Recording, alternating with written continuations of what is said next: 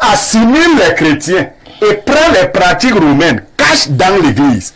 Tout ce qui se passe là, La devise de la France que vous avez donnée, Oui. c'est la devise de la franc-maçonnerie. Ah bon? Oui! Oui! Bon, c'est des questions de culture. C'est la même devise. Et le principe en franc-maçonnerie, c'est qu'il faut enseigner la liberté aux gens. C'est les premiers degrés. Dans les degrés les plus élevés, la liberté deviendra donc libertinage. C'est ça le principe en fait. Il faut amener les gens progressivement en parlant d'une notion. Parce que quand vous êtes chrétien, il n'y a pas la liberté chez le Christ. Dieu te dit ce que tu dois faire. Et tu n'as pas le choix de dire que moi, je veux plutôt faire ceci. Non.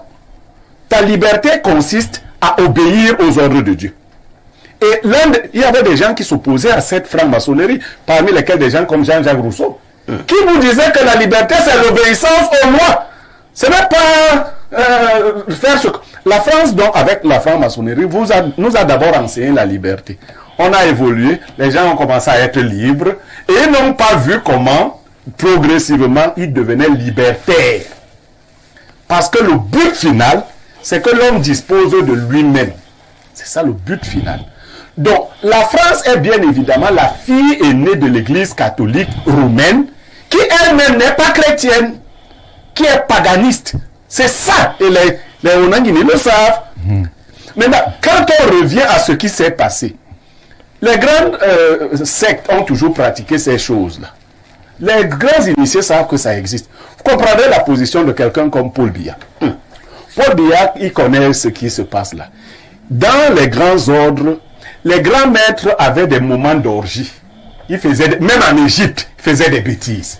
Mais eux-mêmes savaient que c'est des bêtises. On couvrait cela quelque part. Et il était interdit de rendre cela public. Les gens ont donc commencé à dire non, on ne va pas simplement faire ça de manière privée. On va publier cela pour que tout le monde agisse comme nous.